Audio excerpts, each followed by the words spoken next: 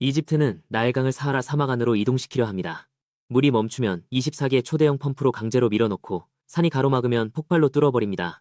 인간이 310km 길이의 사막을 갈라 별처럼 빛나는 강을 일구어낸 것입니다. 그런데 왜 이집트는 반드시 이런 일을 해야만 할까요? 이집트 지도를 펼쳐보면 매우 잔혹한 진실을 마주하게 됩니다. 이 나라는 넓어 보이지만 실제로 사람이 장기간 거주하며 농사를 지을 수 있는 지역은 나일강 연안과 삼각주에만 집중되어 있습니다. 인구가 늘고 도시가 확장되면서 가장 비싼 농토까지 위협받고 있습니다.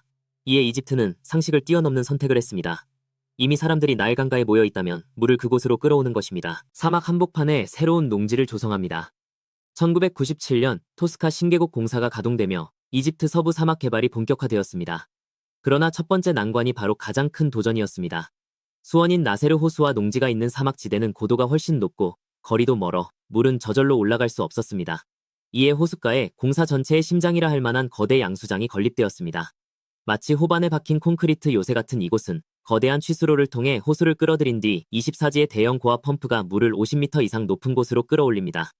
단일 주펌프의 송수량은 초당 16.7더헐어겔에 한하며 구동 모터 출력은 12mW/메가와트입니다. 여기는 물웅덩이 하나를 퍼내는 것이 아니라 전력을 이용해 강을 끌어올리는 것입니다. 물을 들어올린 후 비로소 셰이크 자이드 운하에 실제로 유입됩니다. 하지만 이때부터 두 번째 큰 싸움이 시작됩니다. 사막은 평평한 종이 아니어서 선로에는 모래 언덕과 단단한 안반이 모두 있습니다. 파낼 수 있는 곳에서는 대형 장비를 직접 밀고 들어가지만 단단한 안반에 부딪히면 시추와 폭발을 하고 부서진 돌을 일일이 트럭으로 나릅니다. 더 까다로운 것은 바람과 모래인데 새로 파낸 비탈면이 다시 모래에 덮일 수 있고 고온 때문에 새로 타설된 콘크리트가 급격히 수분을 잃습니다. 따라서 공사는 단순히 구덩이를 파는 것이 아니라 굴착, 성형, 그리고 라이닝 작업을 동시에 진행하는 것입니다. 사하라 사막에 존재하지 않던 하상을 고정시키고 초기 계획대로 이 수로 시스템은 서쪽으로 사막 깊숙이 들어가 최종적으로 약 310km까지 이어집니다. 하지만 사하라에서 하천을 파는데 가장 무서운 것은 거리나 고온, 모래폭풍, 지형변화, 염분이 아닙니다. 어떤 문제라도 물이 농장에 닿기 전에 중간에 증발해버릴 수 있습니다. 따라서 운하를 파는 것뿐만 아니라 방수와 콘크리트 라이닝 작업도 필수적입니다. 표면에서는 강처럼 보이지만 그 아래에는 사하라의 척박한 환경과 물을 두고 경쟁하는 거대한 공학 시스템이 숨어 있습니다. 이곳에서는 물이 단순히 흐르기만 하면 성공이 아닙니다. 한 방울이라도 철저히 통제되어야 합니다. 더 반직관적인 점은 진정한 목적지는 운하가 아니라 밭입니다. 물이 도달한 뒤에는 지류, 펌프장, 배관망을 거쳐 중앙축식 분무기에 하나씩 공급됩니다.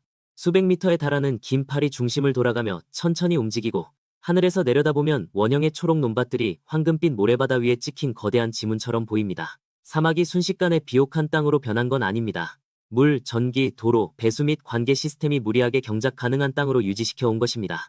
다시 말해 이 푸르름은 저절로 자라난 게 아니라 모든 인프라가 함께 키운 결과입니다. 그런데 정말로 숨을 멈추게 하는 그 순간은 물이 처음 몰래 건조했던 땅에 흘러들었습니다. 관계 시설이 가꾼 결과입니다.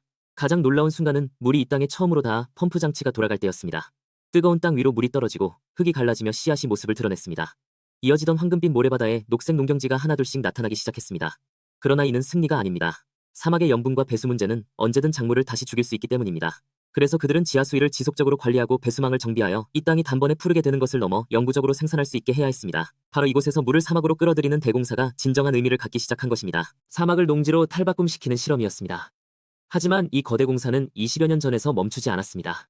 2024년 타슈카 지역에는 2개의 대형 펌프장이 추가 가동되어 총 22개의 펌프가 약 40m의 고차를 극복하며 하루 1130만 톤의 물을 공급하는 능력을 갖추었습니다. 이는 향후 농지 확장을 위한 지속적인 물 공급을 위한 것이었습니다. 2025-2026년 발전 계획에서도 이집트는 타슈카 지역의 경작지를 더욱 확장하고 새로운 송수구역과 관련 수리공사를 추진하겠다고 명확히 선언했습니다. 즉, 많은 이들이 이를 20세기의 유산인 미친 계획으로 치부했을 때 이집트는 여전히 사하라 사막의 깊은 곳까지 물을 밀어넣고 있었던 것입니다. 따라서 오늘날 타슈카를 다시 살펴볼 때 가장 압도적인 것은 곧게 뻗은 인공운하가 아니라 사막 한복판에 무수히 퍼져나가는 녹색 동그라미들입니다. 그 모든 농경지 뒤에는 나일강의 보물창고인 나셀 호수, 거대한 펌프장, 전력망, 수로, 그리고 정교한 관계 설비가 연결되어 있습니다. 이집트는 단순히 나일강의 복제판을 만들려 했던 것이 아닙니다. 그것은 훨씬 더 파격적인 도전이었습니다. 공학의 힘으로 나일강의 생명력을 사하라 사막 한복판으로 옮겨온 것입니다. 과거에는 모래만 가득하던 그곳에 이제는 광활한 농경지가 펼쳐지기 시작했습니다. 그리고 약 30년에 걸쳐 이어져 온 이 사막과의 싸움은 오늘까지도 여전히 진행 중입니다.